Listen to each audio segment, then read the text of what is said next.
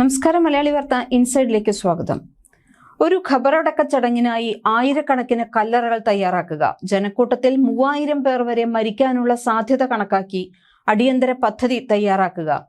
ഇത് സിനിമയിലൊന്നുമല്ല, ജർമ്മനിയിലെ പ്രമുഖ പത്രമായ ഡൈ വെൽറ്റ് പുറത്തുവിട്ട റിപ്പോർട്ടിൽ ഉയരുന്ന അവകാശവാദങ്ങളാണ്. ഇത് ശരിക്കും സംഭവിക്കുമോ? എന്തുകൊണ്ടാണ് ഇറാൻ ഇത്തരമൊരു തയ്യാറെടുപ്പ് നടത്തുന്നതായി റിപ്പോർട്ടുകൾ പറയുന്നത്? ഇന്നത്തെ വീഡിയോയിൽ നമുക്ക് വിശദമായി നോക്കാം. ഡൈ വെൽറ്റ് റിപ്പോർട്ട് പ്രകാരം ഖമേനിയുടെ ഖബറടക്ക ചടങ്ങിൽ അസാധാരണമായ ജനക്കൂട്ടം ഉണ്ടാകാൻ സാധ്യതയുണ്ടെന്ന് ഇറാൻ സുരക്ഷാ സംവിധാനങ്ങൾ വിലയിരുത്തി എന്നാണ് പറയുന്നത്. ഇതിന്റെ അടിസ്ഥാനത്തിൽ ജനത്തിരക്കിൽ തിക്കിലും തിരക്കിലും അപകടങ്ങൾ സംഭവിച്ചാൽ സംസ്കാര ചടങ്ങുകൾക്കിടെ 1500 മുതൽ 3000 പേർ വരെ മരിച്ചേക്കാമെന്ന് കണക്കുകൂട്ടൽ. ഒരാഴ്ച നീളുന്ന സംസ്കാര ചടങ്ങുകൾക്ക് കഴിഞ്ഞ ദിവസം തുടക്കം കുറിച്ചിരുന്നു. വിലാപയാത്രയ്ക്കിടെ തിക്കിലും തിരക്കിലും മറ്റ് അത്യാഹിതങ്ങളിലും പെട്ട് നിരവധി പേർ മരണപ്പെട്ടേക്കാം എന്നാണ് ഇറാൻ കണക്കുകൂട്ടുന്നതെന്നാണ് ജർമ്മൻ ന്യൂസ് പേപ്പറായ ഡൈ വെൽറ്റ് റിപ്പോർട്ട് ചെയ്തത്. ഇറാനിയൻ റെഡ് ക്രസന്റും നാഷണൽ ക്രൈസിസ് മാനേജ്മെന്റ് ഓർഗനൈസേഷനും Iran first vice president Mohammad Reza ആരിഫിന് എഴുതിയ രഹസ്യ കത്തിനെ ഉദ്ധരിച്ചാണ് റിപ്പോർട്ട്. ഇതിനായി അധിക മെഡിക്കൽ സംഘങ്ങളും ആംബുലൻസുകളും സംസ്കാര സ്ഥലങ്ങളും വരെ തയ്യാറാക്കാൻ നിർദ്ദേശിച്ചു എന്നാണ് റിപ്പോർട്ടിലെ അവകാശവാദം. ചടങ്ങുകൾ പ്രതീക്ഷിച്ചതിലുമേറെ ജനക്കൂട്ടം ഉണ്ടാകുമെന്നാണ് അധികൃതർ കരുതുന്നത്. ഉയർന്ന താപനിലയും തിക്കും തിരക്കും എല്ലാം ചേർന്ന് അപകട മരണങ്ങൾ ഉണ്ടാകാനുള്ള സാധ്യത ഏറെയാണ്. ഇതേ തുടർന്ന് ടെഹ്റാനിലെ ബഹേഷദ സഹ്റ ഖബറിസ്ഥാനിയിൽ 1000-ഓളം പുതിയ കല്ലറകൾ ഒരുക്കിയതായും ജീവനക്കാരെ ഉദ്ധരിച്ച് റിപ്പോർട്ടിൽ പറയുന്നു. മുൻകാലങ്ങളിൽ ചില പ്രമുഖ നേതാക്കളുടെ സംസ്കാര ചടങ്ങുകളിൽ ജനത്തിരക്ക് കാരണം മരണങ്ങൾ ഉണ്ടായിട്ടുണ്ട്. ആ ചരിത്രം ചൂണ്ടിക്കാട്ടിയാണ് ഇപ്പോൾ പലരും വൻ ദുരന്തം സംഭവിക്കും എന്ന തരത്തിലുള്ള പോസ്റ്റുകൾ പ്രചരിപ്പിക്കുന്നത്. 3000 മരണം വരെ സംഭവിച്ചാലും കുഴപ്പമില്ലെന്ന രീതിയിലാണ് അധികൃതർക്ക് നിർദ്ദേശം നൽകിയിരിക്കുന്നതെന്ന് പേര് വെളിപ്പെടുത്താത്ത ഒരു ടെഹ്റാൻ നഗരസഭാ ജീവനക്കാരി വെളിപ്പെടുത്തിയതായും വെൽറ്റ് റിപ്പോർട്ടിൽ പറയുന്നു. 20 ദശലക്ഷത്തോളം ആളുകൾ ചടങ്ങുകളിൽ പങ്കെടുക്കുമെന്നാണ് അധികൃതരുടെ കണക്കുകൂട്ടൽ. മുൻപ് 1989 റുഹുള്ള ഖമേനിയുടെ വിലാപയാത്രയിലും 2020 IRGC കമാൻഡർ ഖാസിം സുലൈമാനിയുടെ വിലാപയാത്രയിലും ഉണ്ടായ മാരകമായ തിക്കിലും തിരക്കിലും നിരവധി പേർ മരണപ്പെട്ടിരുന്നു. ഇത്രയും വലിയ ജനത്തിരക്കും കൊടും ചൂടുമുള്ളപ്പോൾ എന്ത് സംഭവിക്കുമെന്ന് ആർക്കും പറയാനാകില്ല. തയ്യാറാക്കിയ കല്ലറകൾ നിലവിലുണ്ട്. 3000 പേർ വരെ മരിച്ചാലും അടക്കം ചെയ്യാനുള്ള സൗകര്യങ്ങൾ തയ്യാറാണ് എന്ന് ടെഹ്റാൻ മുനിസിപ്പാലിറ്റി ഉദ്യോഗസ്ഥൻ പറഞ്ഞതായാണ് റിപ്പോർട്ട്. വൻ ദുരന്തം സംഭവിച്ചാൽ മരിച്ചവരെയും കാണാതാകുന്നവരെക്കുറിച്ചും കൈകാര്യം ചെയ്യാൻ പ്രത്യേക യൂണിറ്റിനും അധികൃതർ രൂപം നൽകിയിട്ടുണ്ടെന്നാണ് വിവരം. ശനിയാഴ്ചയായിരുന്നു ഖമേനിയുടെ സംസ്കാര ചടങ്ങുകൾക്ക് തുടക്കമായത്. ജൂലൈ 9 മഷ്ഹദ് നഗരത്തിലാണ് മൃതദേഹം ഖബറടക്കുക. 1989 മുതൽ ഇറാന്റെ ഭരണം കൈയാളിയിരുന്ന ഖമനേയി ഫെബ്രുവരി 28 US ഇസ്രയേൽ ആക്രമണത്തിൽ കൊല്ലപ്പെട്ടത്. അലി ഖമേനിക്ക് അവസാനമായി ആദരാഞ്ജലി അർപ്പിക്കാൻ ആയിരക്കണക്കിന് ആളുകളും പ്രമുഖരും ടെഹ്റാനിലേക്ക് എത്തിക്കൊണ്ടിരിക്കുന്നു.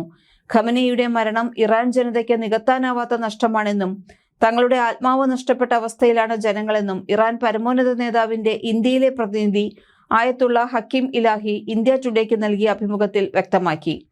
അമേരിക്കയുമായും ഇസ്രയേലുമായും ഇറാൻ നേരിട്ടുള്ള ഏറ്റുമുട്ടലിലേക്ക് നീങ്ങിയ സാഹചര്യത്തിലാണ് പരമോന്നത നേതാവിന്റെ സംസ്കാര ചടങ്ങുകൾ നടക്കുന്നത്. എങ്കിലും ഇത്തരം പ്രതിസന്ധികൾക്കിടയിലും രാജ്യം മുൻപത്തേക്കാൾ കരുത്താർജിച്ചുവെന്നും ഏത് വെല്ലുവിളിയെയും നേരിടാൻ സജ്ജമാണെന്നും ഇലാഹി ന്യൂഡൽഹിയിൽ വെച്ച് വ്യക്തമാക്കി. അലി ഖമനേയുടെ മരണത്തിന് പിന്നാലെ പശ്ചിമേഷ്യയിൽ ഭൗമരാഷ്ട്രീയ സാഹചര്യങ്ങൾ സങ്കീർണമായി തുടരുന്നതിനിടയിലാണ് ഇറാന്റെ ഈ നീക്കങ്ങൾ ലോകം ഉറ്റുനോക്കുന്നത്. അലി ഖമനേയുടെ സംസ്കാര ചടങ്ങിന് ആയിരങ്ങൾ തടിച്ചുകൂടി കഴിഞ്ഞു. ലോക നേതാക്കൾ ഉൾപ്പെടെ ഷിയ പണ്ഡിതരും വിവിധ രാജ്യങ്ങളിൽ നിന്ന് ചടങ്ങിൽ പങ്കെടുക്കാനെത്തിയവരും മുതിർന്ന നേതാക്കളുമെല്ലാം ഉണ്ട്. ഈ സമയത്ത് ഭീഷണിയുമായി രംഗത്ത് വന്നിരിക്കുകയാണ് US പ്രസിഡന്റ് ഡൊണാൾഡ് ട്രംപ്. അവരെല്ലാം അവിടെയുണ്ട്, ഒറ്റ വെടിക്ക് എല്ലാറ്റിനെയും തീർക്കാൻ കഴിയും എന്നായിരുന്നു ട്രംപ് എക്സിയോസ് ന്യൂസിനോട് പറഞ്ഞത്.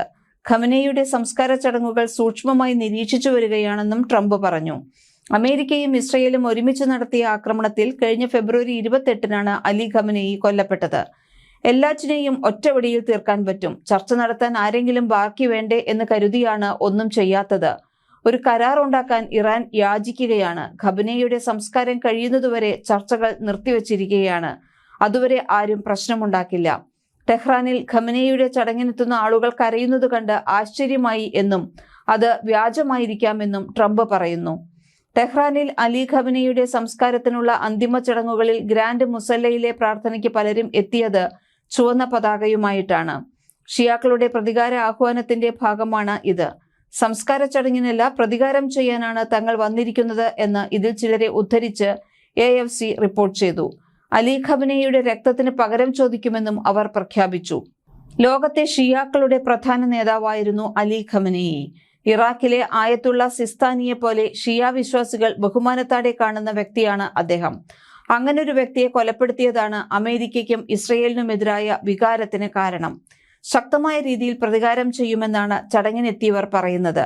ഫെബ്രുവരി 28 ആക്രമണത്തിൽ അലി ഖമനയുടെ കുടുംബത്തിലെ നിരവധി പേർ കൊല്ലപ്പെട്ടിരുന്നു. അദ്ദേഹത്തിന്റെ ഭാര്യയും മക്കളും പേരമക്കളും കൊല്ലപ്പെട്ടു. മകൻ മുസ്തഫ ഖമനയിക്ക് സാരമായി പരിക്കേറ്റു. ഇദ്ദേഹത്തെയാണ് ഇറാന്റെ പുതിയ പരമോന്നത നേതാവായി തെരഞ്ഞെടുക്കപ്പെട്ടിട്ടുള്ളത്. പക്ഷേ ഇതുവരെ മുസ്തഫ പൊതുരംഗത്ത് പ്രത്യക്ഷപ്പെട്ടിട്ടില്ല. പിതാവിന്റെ ഖബറടക്കത്തിനും അദ്ദേഹം പരസ്യമായി എത്തിയില്ല. അദ്ദേഹം എവിടെയാണ് എന്നറിയുന്നവർ വളരെ കുറച്ചുപേരേ ഉള്ളൂ എന്നാണ് റിപ്പോർട്ടുകൾ. ഈ മാസം 9 അലി ഖമനയുടെയും കുടുംബാംഗങ്ങളുടെയും സംസ്കാരം. തെഹ്റാനിലെ ചടങ്ങുകൾക്ക് ശേഷം മൃതദേഹം ഖും നഗരത്തിലേക്ക് കൊണ്ടുപോകും.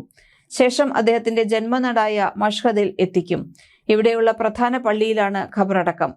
അലി ഖമേനിയുടെ സംസ്കാര ചടങ്ങിൽ നൊമ്പരപ്പെടുത്തിയത് കൊച്ചുമകളുടെ ശവപേടകം തന്നെ. അമേരിക്ക ഇസ്രയേൽ വ്യോമാക്രമണത്തിൽ കൊല്ലപ്പെട്ട അദ്ദേഹത്തിന്റെ 14 മാസം മാത്രം പ്രായമുള്ള കൊച്ചുമകൾ സഹ്റ മുഹമ്മദി ഗൊൽപായ ഗനിയുടെ ശവപേടകമാണ് പ്രദർശിപ്പിച്ചത്. ഇറാന്റെ ദേശീയ പതാകയിൽ പൊതിഞ്ഞ ശവപ്പെട്ടി വെള്ളിയാഴ്ച ടെഹ്റാനിലെ ഗ്രാൻഡ് മുസല്ലയിൽ പ്രദർശനത്തിന് വെച്ചപ്പോൾ ആയിരക്കണക്കിന് ആളുകൾ ആദരാഞ്ജലികൾ അർപ്പിച്ചു. ശവപ്പെട്ടിക്കരികിൽ സഹ്റയുടെ ചിത്രവും വെച്ചിരുന്നു. അമേരിക്ക ഇസ്രയേൽ ആക്രമണത്തിൽ കൊല്ലപ്പെട്ട ഖമനയുടെയും കുടുംബാംഗങ്ങളുടെയും മറ്റ് ശവപ്പെട്ടികൾക്കൊപ്പമാണ് ഈ ചെറിയ ശവപ്പെട്ടി കൂടി പൊതുദർശനത്തിൽ വെച്ചിരുന്നത്. സംസ്കാര ചടങ്ങിൽ മുതിർന്ന രാഷ്ട്രീയ, സൈനിക, മത നേതാക്കളും ഇന്ത്യയിൽ നിന്നടക്കമുള്ള വിദേശ പ്രതിനിധി സംഘങ്ങളും പങ്കെടുക്കുന്നുണ്ട്. തലസ്ഥാനമായ ടെഹ്റാന്റെ അതിരുകൾക്കപ്പുറത്തേക്കും ഈ സംസ്കാര ചടങ്ങുകളുടെ ആചാരങ്ങൾ വ്യാപിച്ചു കിടക്കുന്നു. ഷിയ പുണ്യനഗരങ്ങളായ ഖോം, നജാബ്, കർബല എന്നിവിടങ്ങളിൽ നടക്കുന്ന ആചാരപരമായ ചടങ്ങുകൾക്ക് ശേഷം മഷാദിൽ സംസ്കാരം നടത്തുന്നതിന് മുന്നോടിയായി ഇറാൻ രാജ്യവ്യാപകമായി ഒരാഴ്ച നീളുന്ന വിലാപയാത്രയാണ് സംഘടിപ്പിച്ചിരിക്കുന്നത്. പരമോന്നത നേതാവിന്റെ പെട്ടെന്നുള്ള വിയോഗത്തിലും രാജ്യത്തിന്റെ കെട്ടുറപ്പും ശക്തിയും വിളിച്ചോതുന്നതായിരിക്കും ഈ വിലാപയാത്രയെന്ന് ഇറാൻ ഭരണകൂടം അറിയിച്ചു. ഇറാനിലെ നഗരങ്ങളിലെങ്ങും ബാനറുകളും പതാകകളും വഹിച്ചുള്ള ദുഃഖാചരണമാണ് നടക്കുന്നത്. നഗരത്തിലെ ബോർഡുകളിൽ ഖമനയുടെ ചിത്രങ്ങളുണ്ട്. ഷിയ സംസ്കാര ചടങ്ങുകളിൽ സാധാരണയായി കാണാറുള്ള ഒരു ആചാരമനുസരിച്ച് പുരുഷന്മാർ കൂട്ടമായി നെഞ്ചിൽ തട്ടി ദുഃഖം പ്രകടിപ്പിക്കുന്നു. 1989 അന്തരിച്ച സുപ്രീം നേതാവ് ആയത്തുള്ള റുഹുള്ള ഖമനയുടെ സംസ്കാര ചടങ്ങുകളിലെ രംഗങ്ങളെ അനുസ്മരിപ്പിക്കുന്ന തരത്തിൽ ലക്ഷക്കണക്കിന് ആളുകൾ തലസ്ഥാനത്തെ തെരുവുകളിൽ പ്രവഹിക്കുമെന്ന് ഇറാൻ സർക്കാർ പ്രതീക്ഷിക്കുന്നു. അതുകൊണ്ട് തന്നെ സുരക്ഷാ ക്രമീകരണങ്ങളും ധാരാളമാണ്. അന്താരാഷ്ട്ര ഊർജ്ജ വിപണിയുടെ ജീവനാഡിയായ ഹോർമുസ് കടലിടുക്കിലൂടെ കടന്നുപോകുന്ന കപ്പലുകളിൽ നിന്ന് നിശ്ചിത സർവീസ് ചാർജ് ഈടാക്കുമെന്ന് ഇതിനിടെ ഇറാൻ സ്ഥിരീകരിച്ചു. എന്നാൽ തങ്ങളുടെ സൗഹൃദം പുലർത്തുന്ന രാജ്യങ്ങൾക്ക് ഇതിൽ പ്രത്യേക ഇളവുകളും പരിഗണനയും നൽകുമെന്നും ചൈനയിലെ ഇറാൻ അംബാസഡർ അബ്ദുൾ റാസ റഹ്മാനി വ്യക്തമാക്കി.